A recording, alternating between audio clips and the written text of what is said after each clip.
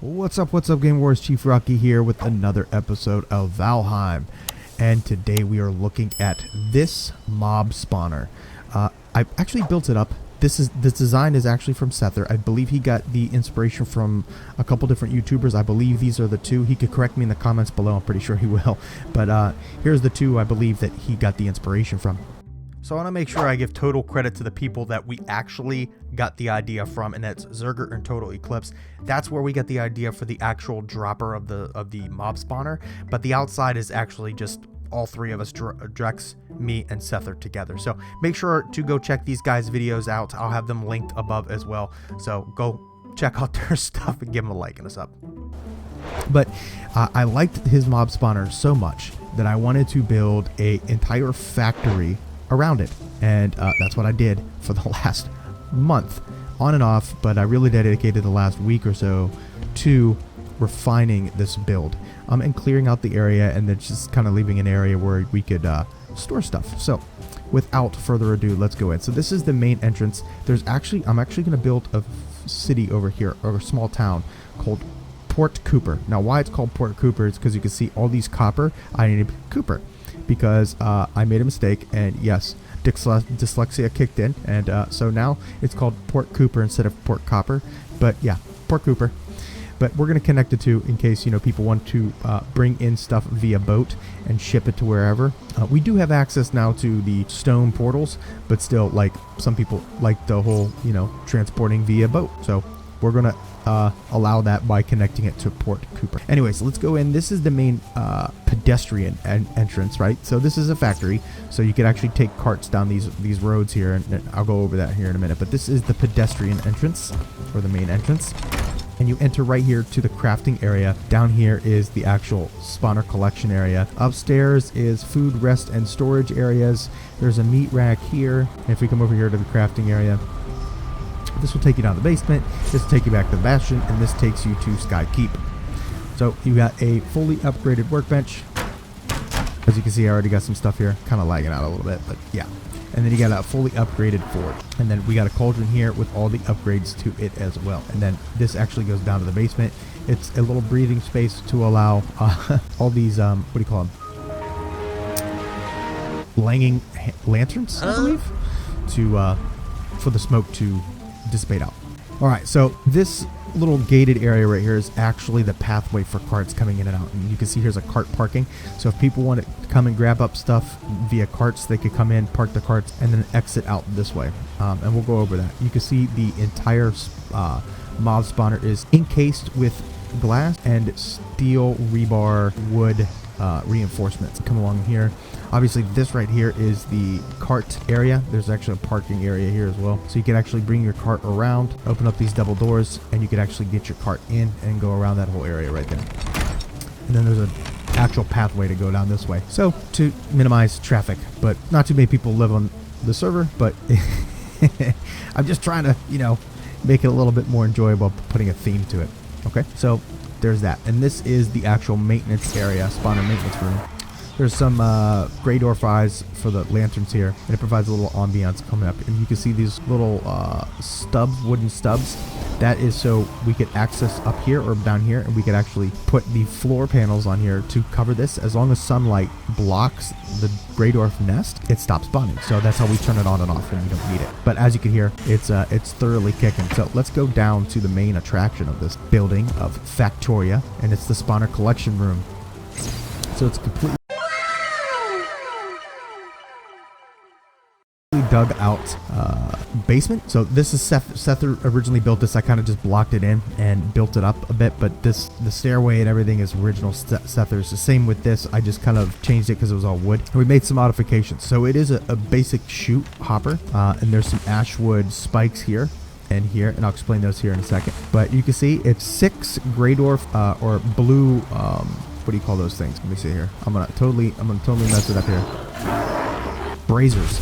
So it's 6 blue braziers, and they basically burn the Greydwarfs. Now, Drex added these pufferfish up here.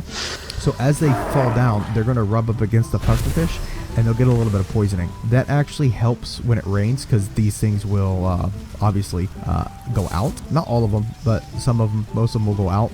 So they hit these pufferfish here on the side too, and it provides a little bit of poison. So if they don't hit that, they die. Now, one of the things to notice is sometimes they do come out, right? Because if you sit here, and we got a little rest area right here where people can sit. If you sit here AFK for a while, this will start to fill up, and somehow they'll glitch out. So one of the things we did was we put these gates here, and you see this ashwood spikes. You swing this open, it actually pushes them into it like that. You can see it hurt, and it hurts. It kills them.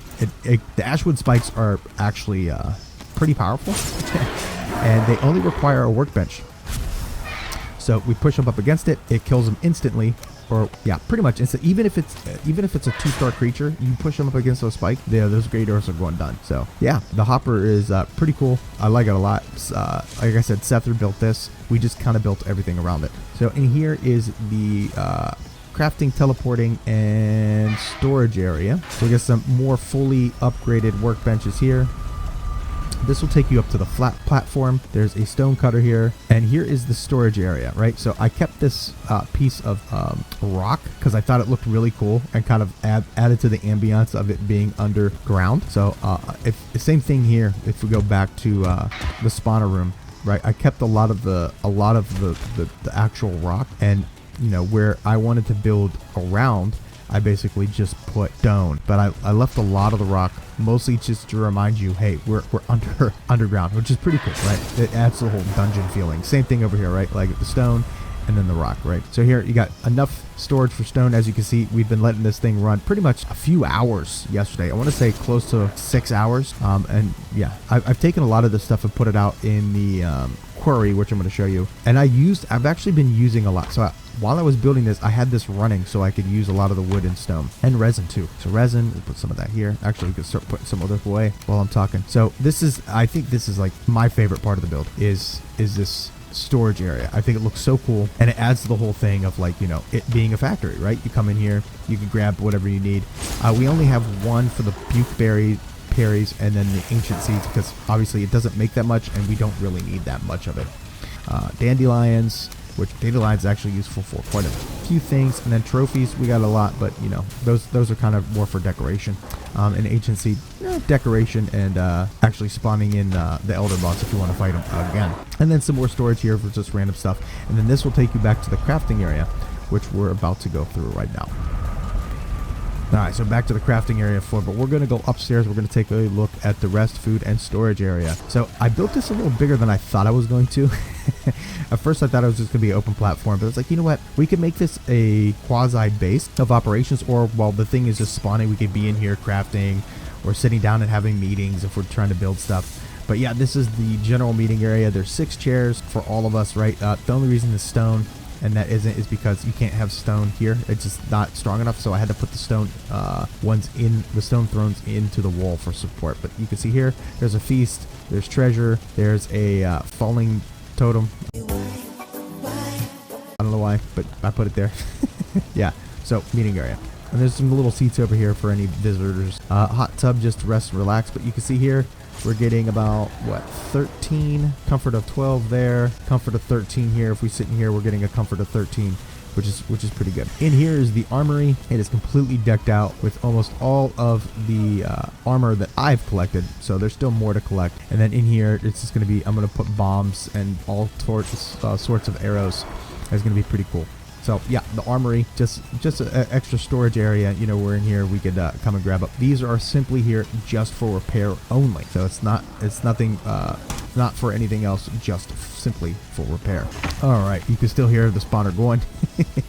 Oh man, I love it. So up here is the locker room and quarters. Yes, I said a locker room. So this is the locker room. I actually want to fix this and make these like 2 small ones, but I use the shutter, this kind of doors. Sometimes I gotta do that to...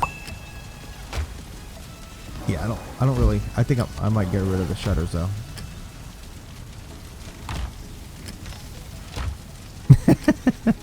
Yeah, we're gonna think about the shutter situation. This thing's kind of weird. Yeah, okay, I don't like it. We're gonna fix the shutters. We'll probably just get rid of it and make this like 2 little logs up there. But you can see here, everybody's gonna have their own. So Chief, Sether, Drex, Buja, Sarah, and Stranger. So if they are here and they want to keep whatever is theirs, they could put it here, and we know, hey, off limits, keep your hands off. In here is the birthing area, or the sleeping quarters.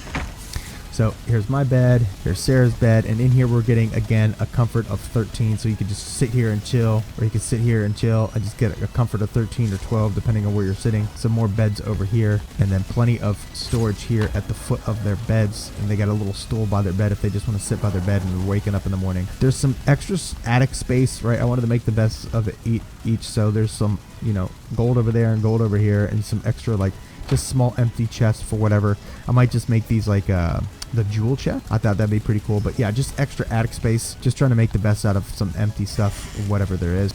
All right, next is the balcony. So come out here to the balcony here. So this is the balcony overlooking. As you can see, here is the open area of the spawner. They don't land anywhere but in there, right? So they'll never be outside of it. Is that one? No, that's a pufferfish right there. You can see it. Anyways, yeah, you can come in.